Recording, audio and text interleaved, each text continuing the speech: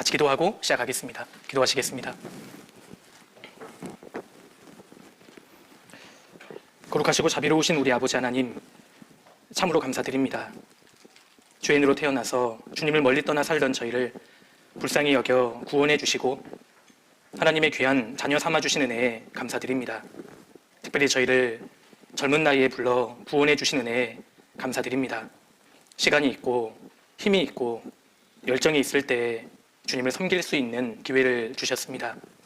주님 오실 날이 얼마 남지 않은 마지막 때에 저희가 더욱 깨어서 주님을 위해 모든 것을 준비하고 예비할 수 있도록 도와주시고 주님과 교회와 복음을 위해서 저희 모두를 귀하게 사용해 주시기를 간절히 기도드립니다.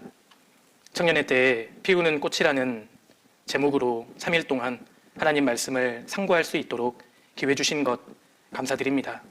이 시기에 저희 마음 가운데는 열정을 품고 저의 또 몸으로 주의 뜻에 순복하며 살 수 있도록 도와주시고 균형 잡힌 신앙생활을 할 수 있도록 도와주시옵소서. 모쪼록 저희 모두를 통해서 더 많은 사람들이 건져지고 세워지기를 간절히 기도드립니다. 육신의 건강이 편치 않으신 우리 형제 자매님들 속히 건강을 회복시켜 주시고 또 신앙의 어려움과 갈등 가운데 계신 분들이 있다면 위로의 손길로 직접 일으켜 세워주시기를 간절히 기도드립니다. 이 시간도 모든 것을 주 성령께 의지합니다. 저희가 올바로 말씀을 또 깨닫고 마음에 새길 수 있도록 도와주옵소서.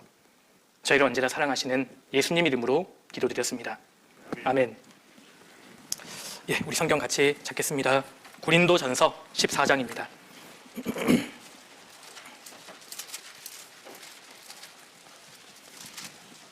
고린도전서 14장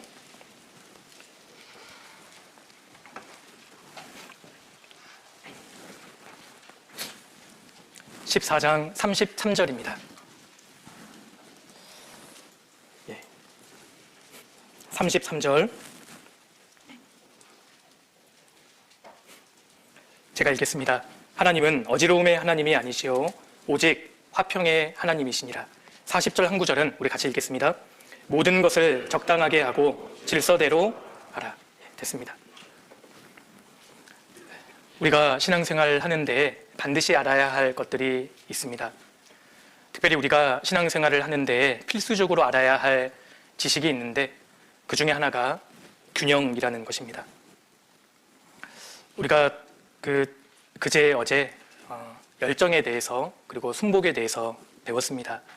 이 두 가지의 신앙의 덕목을 더 빛나게 만드는 것이 있다면 균형이라고 할 수 있습니다. 사도 바울은 고린도 성도들에게 하나님은 어지러움의 하나님이 아니시오 오직 화평의 하나님이시니라 이렇게 말씀하면서 모든 것을 적당하게 하고 질서대로 하라 이렇게 권면했습니다. 이 말씀을 하면서 하나님에 대해서 설명하기를 화평의 하나님이다 이렇게 말씀했지 않습니까? 화평이라는 단어가요 히브리어로는 샬롬이고 헬라어로는 에이레네입니다. 에이레네.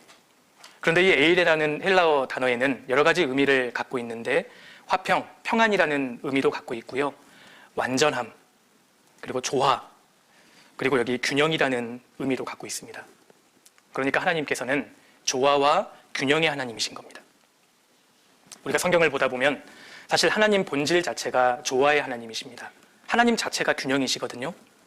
하나님은 한 분이시지만 성부, 성자, 성령, 삼위의 하나님으로 존재하시잖아요. 하나님은 한 분이시지만 동시에 세 분이십니다. 세 분이시지만 동시에 또 한 분이세요. 삼위의 하나님께서는 그 능력과 영광 면에서 완벽하게 동등하시고 영원히 공존하시고 영원히 조화를 이루고 계시는 겁니다. 하나님 자체가 균형의 하나님이세요. 그리고 하나님의 변치 않은 속성 두 가지를 또 들라고 한다면 하나님은 공의의 하나님 그리고 사랑의 하나님, 하나님의 속성 이 두 가지가 완벽하게 조화와 균형을 이루고 있다는 것입니다. 하나님은 균형의 하나님이시기 때문에 하나님께서 우리에게 주신 이 성경 자체도 놀랍게도 균형의 책입니다. 성경은 정확하게 균형을 잡고 있어요. 구약과 신약이 놀라울 정도로 균형을 이루고 있고 성경은 구원도 강조되어 있지만 영광도 강조하고 있습니다.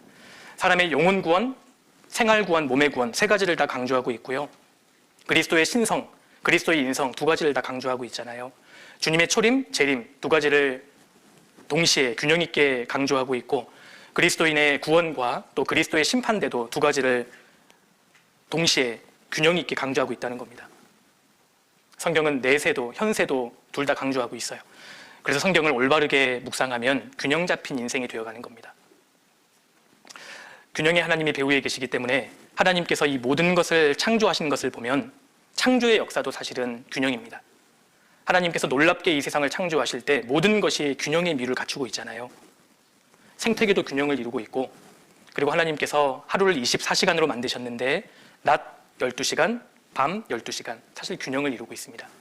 지금보다 낮이 길어진다면 지구의 대부분의 대륙은 사막화되어 버립니다. 지금보다 밤이 더 길어진다면 생명체가 존재하고 성장하는 데 제약을 받을 수밖에 없죠. 그러니까 하나님께서 이 모든 걸 창조하신 역사 자체도 조화와 균형의 결과라는 겁니다. 그래서 인간의 역사도 사실 하나님의 균형의 결과예요. 하나님은 사랑과 공의를 동등하게 가지고 계시기 때문에 인간이 범죄하면 하나님은 본질적으로 의로우시니까요, 심판의 역사로 나타났습니다. 그런데 누구든지 그 죄에서 돌이키면 하나님은 그들을 구원하십니다. 그러니까 인간의 역사가 복잡한 것처럼 보여도 사실은 하나님의 심판과 구원의 역사다. 하나님의 사랑과 공의의 결과물이다. 이렇게 우리가 정의해 볼 수 있는 겁니다. 하나님의 공의와 사랑, 이 두 가지의 속성이 완벽하게 조화를 이루고 극명하게 드러난 곳이 십자가입니다. 죄값을 갚으려면 반드시 죽어야 한다. 이건 하나님의 공의이고요. 하나님의 독생자가 대신 죽으셨다. 이건 사랑입니다. 그러니까 사랑과 공의가 완벽하게 균형을 이루는 곳, 그곳이 바로 십자가입니다. 하나님의 거룩하신 공의와 희생적인 사랑이 조화를 이룬 겁니다. 그곳이 바로 십자가입니다. 십자가에서 하나님의 공의 그리고 하나님의 사랑도 완벽하게 성취된 것이죠. 이처럼 하나님은 균형의 하나님, 조화의 하나님이시기 때문에 균형이라는 것을 대단히 중요한 것으로 보십니다. 그래서 균형 잡힌 신앙생활을 하는 게 아주 중요해요. 특별히 청년의 시기에 이 균형이라는 것이 우리가 신앙생활 하는데 굉장히 중요하다고 생각합니다. 그래서 오늘은 균형에 대해서 좀 말씀을 생각해 보려고 하는데요. 먼저 성경에서 말씀하는 균형의 의미가 무엇인지, 우리가 균형에 대해서 논할 때 분명하게 해두어야 할 전제가 있다는 것입니다. 그걸 좀 간략하게 생각해 보고 우리가 신앙생활 하는데 구체적으로 균형 잡힌 그 생활이 어떤 모습인지를 차례로 좀 말씀을 드릴까 합니다. 우리 뒤에 서 계신 우리 자매님들은 균형 있게 빨리 앞으로 오셔서 자리에 앉으시면 좋겠습니다. 제가 말씀 찾을 때까지 기다리셨죠? 언제 찾을 줄 아시고 균형 있게 들어오세요. 헬라어로 합당하다라고 할 때 쓰이는 단어가요, 악시오스라는 단어입니다. 저희가 먼저 분명하게 해두어야 할 것은 성경에서 말씀하고 있는 하나님이 보시는 균형이 무엇인지, 균형에 대해서 논할 때 균형의 본질적인 의미가 무엇인지 우리가 분명하게 해두어야 할 전제에 대해서 좀 말씀을 드릴까 합니다. 왜냐하면 균형에 대해서라고 하면 오해하시는 분들이 계실 수 있기 때문입니다. 성경에서 합당하다라고 번역된 헬라어 단어가 악시오스입니다. 악시오스. 이 악시오스라는 본래의 단어의 의미는 저울에 달았을 때 균형이 맞다라는 의미를 갖고 있습니다. 그러니까 하나님 보시기에 합당하다는 것은 균형이 맞는 거예요. 그럼 도대체 하나님 앞에 균형이 잡힌 모습은 어떤 모습일까요? 예수님께서 직접 설명하십니다. 마태복음 10장을 넘겨보시죠. 마태복음 10장.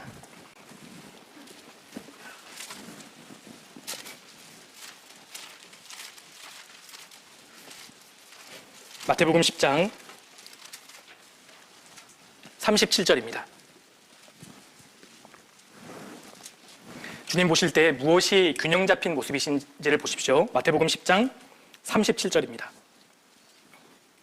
아비나 어미를 나보다 더 사랑하는 자는 내게 합당치 아니하고 아들이나 딸을 나보다 더 사랑하는 자도 내게 합당치 아니하고 또 자기 십자가를 지고 나를 좇지 않는 자도 내게 합당치 아니하니라. 여기에 주님께서 합당치 않다라는 표현을 3번이나 반복하시죠. 합당하다, 이때 쓰이는 헬라어 단어가 악시오스입니다. 저울에 달았을 때의 균형이 맞다. 그렇다면 주님 보시기에 합당하다, 균형이 잡힌 모습은 어떤 모습일까요? 주님이 3가지를 말씀하십니다.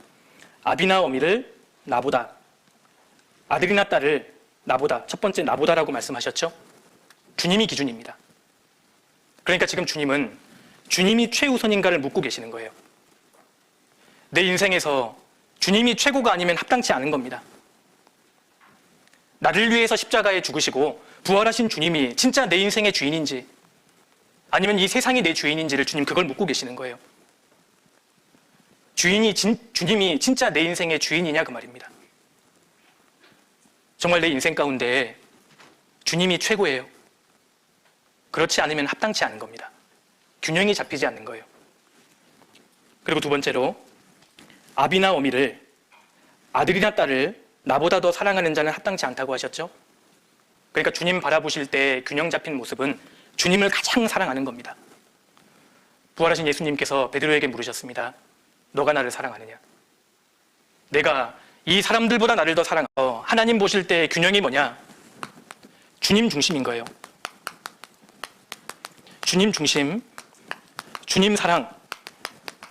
균형은 여기 안에서 논하고 있는 겁니다. 하나님 우선주의가 균형인 거예요.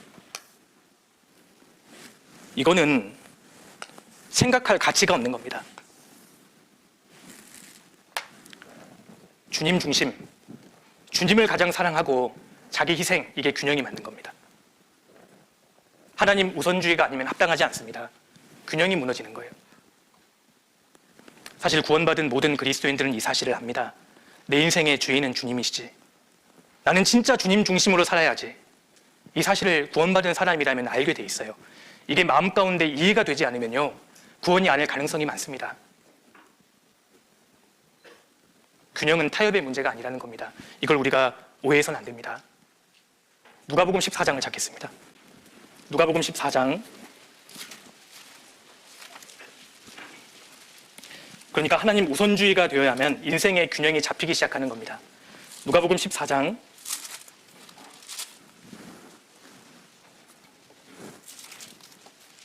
25절입니다.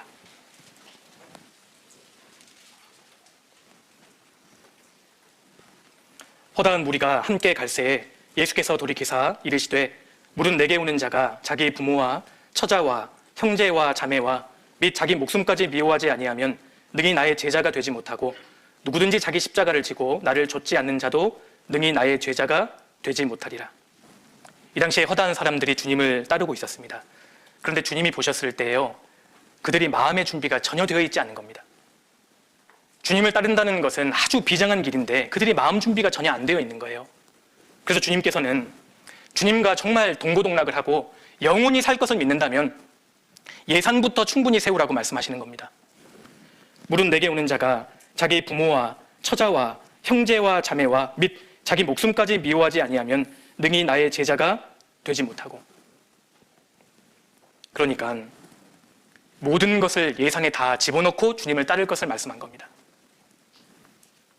그래서 부모가 반대해도, 자녀가 반대해도, 남편과 아내가 반대하고 모든 것이 반대할지라도 우리는 주님을 따라야 하는 겁니다.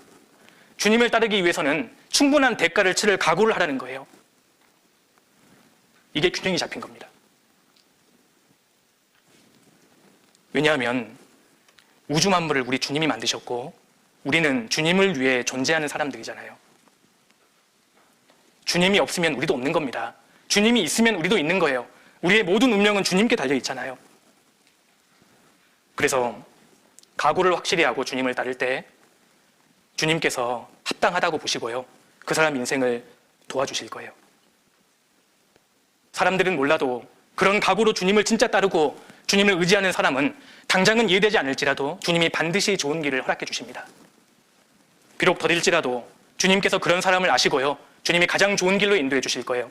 우리가 청년회 때 이것을 믿어야 합니다. 하나님은 본질적으로 실수를 하실 수 없는 분이시잖아요. 너희가 악한 자라도 자녀에게 좋은 것으로 줄 줄 알거든 하물며 하늘에 계신 아버지께서 구하는 자에게 좋은 것으로 주시지 아니하겠느냐. 하나님은 우리에게 가장 좋은 것으로 주실 수 있는 분입니다. 하나님은 실수하지 않으십니다.